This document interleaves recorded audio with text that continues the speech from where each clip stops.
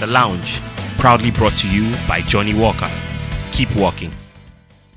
Good evening, welcome to The Lounge. My name is Kwaku Sakyi-Addo. Tonight, we want to answer the question, what does it mean to be a Ghanaian? Are there certain qualities, characteristics, and norms of behavior that make us Ghanaian?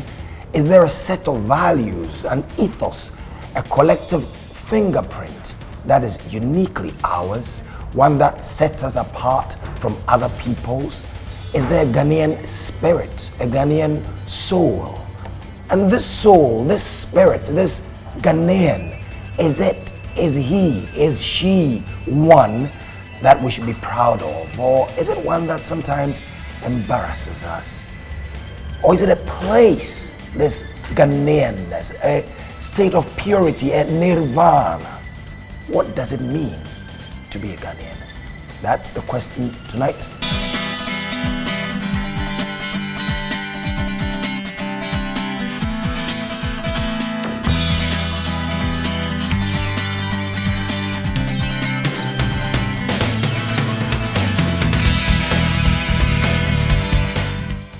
So welcome to The Lounge, and it's coming to you from the Equator Bar at the La Palm Royal Beach Hotel, and it's brought to you by Johnny Walker.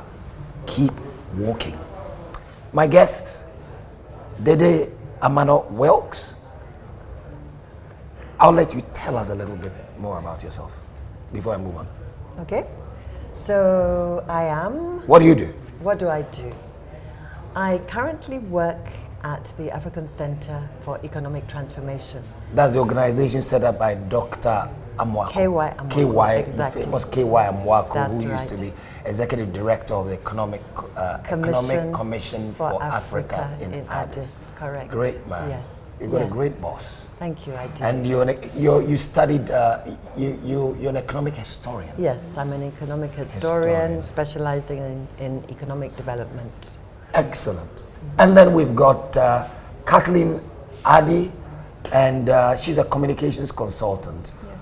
So what did you do today? What's your 9-to-5 job? Today I worked on one of my projects writing. I'm also attempting to write a book. So oh, you're writing a book? I am working on that as well. Okay. So that's what I did today. I work as a communications consultant, but I'm also an activist. Yeah, we know that. Yeah. And what's the book? What's the title of the book? Oh, I don't want to discuss it Oh, just you don't yet. want to? Okay, all right. It's So not it's all that a secret. concrete just yet. Okay, all right. Good luck with it. Is it Thank difficult you. to write a book? Well, I'm finding out now because this is the first time I'm attempting to do any such thing. And I started doing it out of one of the many projects that get thrown my way as a communication consultant. And it's a subject that I've written about for all kinds of organizations. And finally, I'm thinking maybe I should put all of this in a book. And somebody might be interested in my thoughts on this particular issue. We look forward to the launch. Sure. Eric Nsarkoh, I know, or many people would know Eric as Director of Sales at MTN. That's his 9-to-5. But Eric is many other things, studied many other things as well. Eric, it's too much for me to do it, so you tell us. Chemical engineering, first degree? Yes, I did my first degree in chemical engineering, like you said, and I started out working in hardcore engineering for Barco. I didn't like it, and I went back to school and studied management information systems. So I branched and worked in information systems consulting at first, and then manufacturing, and then I traveled abroad and did some project management in the field, and then I came back and took some chief information officer roles in telecom, and finally I decided to bow out of that field. And go into sales? And went into sales, yes I did. So where does your heart lie?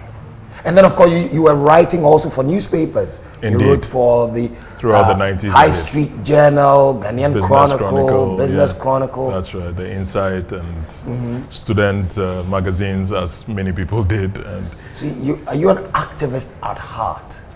At heart, I'm very passionate about every cause that I pursue. And today, I would say that apart from working in the telecom industry, the whole digital society and innovation and modernity and how to achieve it is at the heart of everything that I motivate myself with. And Sometimes when I read the stuff that you write on some of the forums that you're on, you almost come across, you and your brother Yao, by the way, come across like people who did or would be interested or should have been or are interested in philosophy.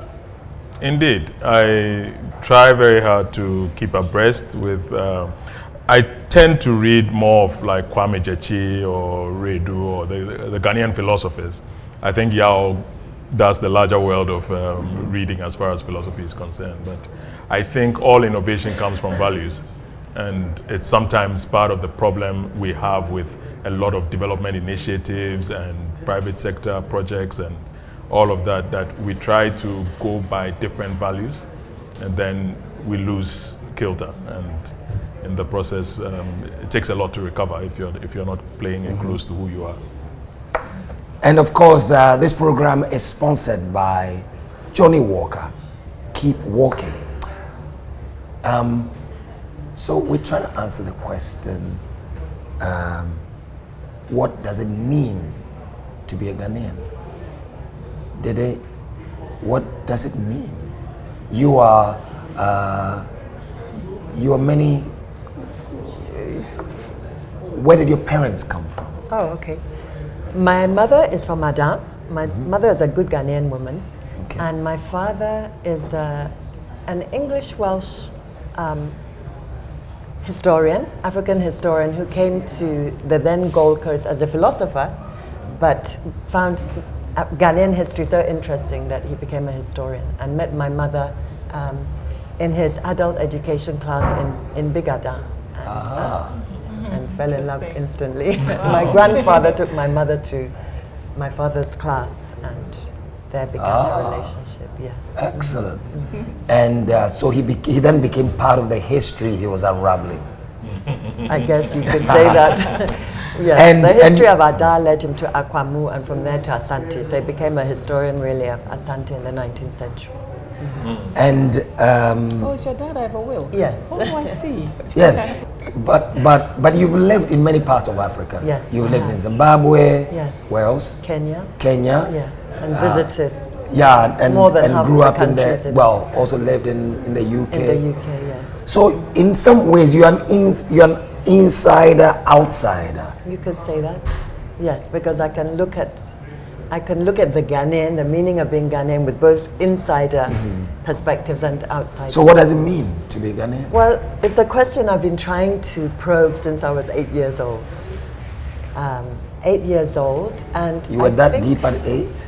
At 8 was when we left Ghana and went to the UK. Right. 8 was when Kwame Nkrumah was overthrown. And you know, when I came back to Ghana at age 20, I came back to probe the question further. And I think that in answer to your question, I would like to use an analogy. I want to use a metaphor drawn from the map of Ghana, the metaphor of the door. That is what Ghana, being excuse a me, Ghanaian, the metaphor of a door. Of the door, yes. Ghana as the doorway to many things. So you can say Ghana, the door of no return for the unfortunate slaves who left the Gold Coast, and many of them repopulated areas like Jamaica or all manner of countries in the diaspora. Then Ghana, the friendly colonial state, the country of friendly natives that made Ghana an open doorway for the colonials. It was, you know, Ghana was the model economy because the people were so nice So and welcoming. so friendly and welcoming. And then I can link it to my personal experience, the door out of Ghana, out of Africa, from Takoradi to Liverpool. We took the ship, MS Apapa, I think it was. We took her after a few months after the coup in 1966. Oh, so that's the boat you and your family traveled on. Yes, we took the boat to Liverpool, singing a song about, if I die aboard the ship, Mummy Water will carry me home, home sweet home, I shall never return again. Wow. And it's taken me, you know, most of my life to get back home. It's taken me. I came back when I was 20. I went to Legon, but then they closed Legon that was during the revolution time, and I went out again for many more years and decades. Then continuing the door analogy. So my childhood memories when I left at age 8, it was like paradise lost for us when we went to the UK. And that paradise was, one, fantastic education system. At age 7, 8, I was learning French. When we went to the UK, we were far ahead of our kids. 3 of the 4 of us. My brother was already in school, but 3 of us passed our 11 plus and went to grammar school. So we went to very Your good brother schools. David, who's on the BBC. He was one who, Right. yes.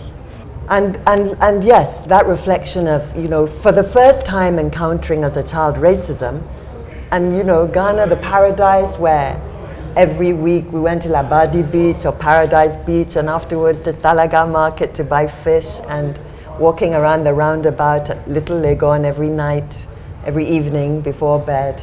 To suddenly encounter racism was quite Traumatic? it was traumatic, yes, it was rather traumatic. Now I know as an adult now that it's not that there's not discrimination in Ghana. And for all those years I was living in the UK as a Pan-Africanist, because that's what happens when you become separated from your home. I know that some of my friends from the north of Ghana used to tell me that we don't feel the racism here, we're used to it in Ghana. So I realized that, you know, there are certain parameters. However, it was new for us to suddenly encounter racism, to always be asked, where are you from? As a child leaving Ghana, it was very important for me to always say, I'm half Ghanaian, half English, half Ghanaian. So did you say they were experiencing racism in Ghana? Your friends were From the north, yes.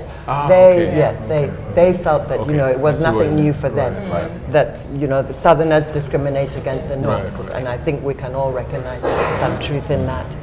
So this paradise lost, you know, and at the age of 20, I was just itching to come back to Ghana to find out more. Drawing my sort of early adult years as an undergraduate, having moved from the countryside to London, the Africa Centre became very much the focus of our lives. And that's where, as Ghanaians, we were Pan-Africanists, exposed to the cultures of people from our brothers and sisters from Senegal, Nigeria, Kenya, Tanzania, So has Uganda, Zimbabwe. in the course of your years in Yes. the UK, Yes. did your sense of who you were and what being Ghanaian was, did it change? Did it evolve? What you thought of Ghana at 8? By the time you were, I don't know how old you 20 are. when I came back. Right, by the time Yeah. you came back at 20. Yes, yes. And beyond that till today, has this sense evolved? Okay, that's a good question. When I left at 8, I used to have this recurring dream. That was sort of the response to racism. I used to have this recurring dream where I had to bring my whole classroom to Ghana, and I'd say, see, thinking they'd all say, oh wow, Ghana's so great. Then when I came back at 20, Ghana was on its knees. Really, the economy, after the 1970 series of military coups, the Ghana economy was on its knees. But for me, that was a time when Ghanaians used to say they were anything but Ghanaians, Nigerians or something else. But I've always been proud to be a Ghanaian, because for me it wasn't a matter of there's no money or we don't have material comforts. It was like people were so warm. And maybe this is something that crisis creates. People work together, come together. People have time for each other. People visit each other. Whereas what I have discerned over the years is that Ghana I was yearning for, having come back, is almost gone. You feel it's gone? It's not gone, but it's Westernized. going. Yes. It's Feeling going. Yes, Western. westernization is really sort of clashing, it's really sort of threatening to envelop the culture of Ghana, the uniqueness of Ghanaians.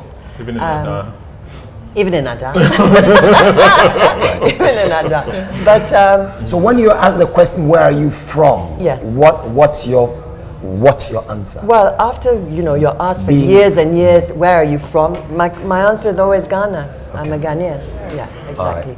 But in spite of that, so the values are changing. It's partly because capitalism is so right. all Hang on to approaching. that thought for a second. Let me come to Kathleen. Sure. Yeah. So what does it mean to be Ghanaian?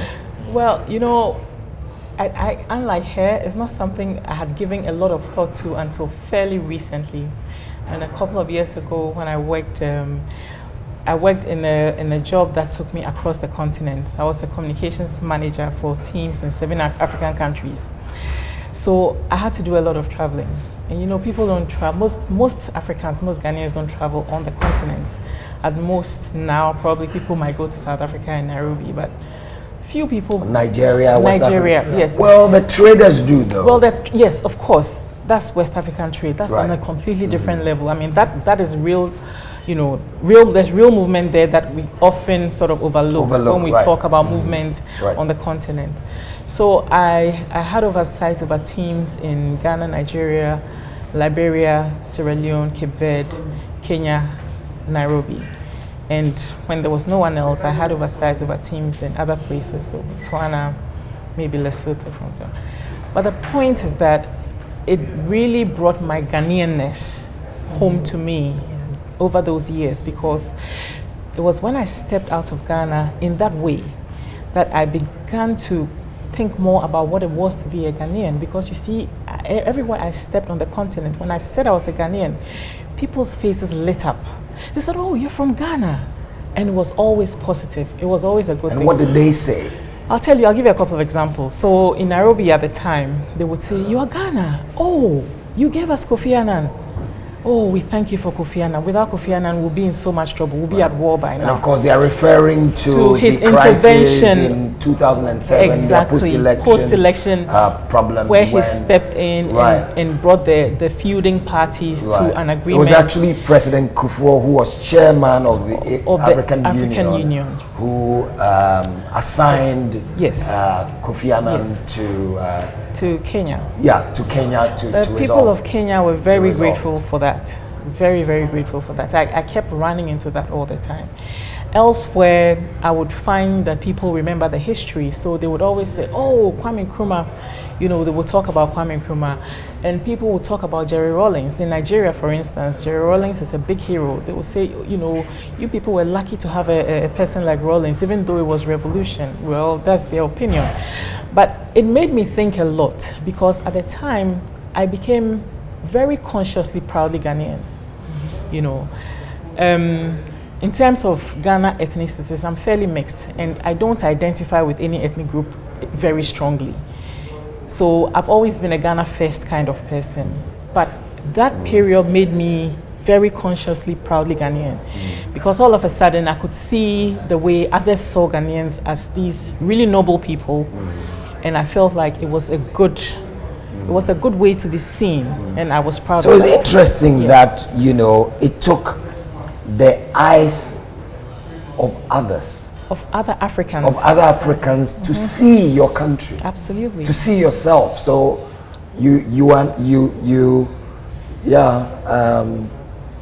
it's almost they interpreted your own language for you. They interpreted your country for you. Yes. You saw through their eyes. I saw through their eyes, because you see, when you live in Ghana all the time, is that a shortcoming on your part or on our part? And I'm sure you're not alone. And that's what I'm coming to. And I'm sure there are many people who are listening to us, watching us on Facebook Live right now, who can identify with that.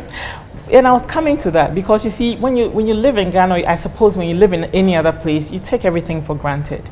You take your Ghanaianness for granted. I mean, unlike Dede, I don't have any obvious mixedness, so there is no question about, are you Ghanaian? So you are Ghanaian and you're Ghanaian, and of course your troubles are more in your face. So I suppose. But there's ethnicity though. Yes, but that's what I'm saying. Personally, it was never an issue. Ethnicity and tribal issues in Ghana only became very real to me in university, because I grew up in a kind of household where it was totally irrelevant. I mean, the level of how irrelevant it was is hard to describe, but it was never an issue. I didn't understand it till I was in university. So you're Ghanaian first? Yes, when really you think have of been yourself, absolutely, as Ghanaian absolutely. First. But to appreciate that Ghanaianness in a completely positive way, it took me traveling around the continent to really understand and appreciate it. We're taking a quick break and we'll be back in just a second. You're watching The Lounge.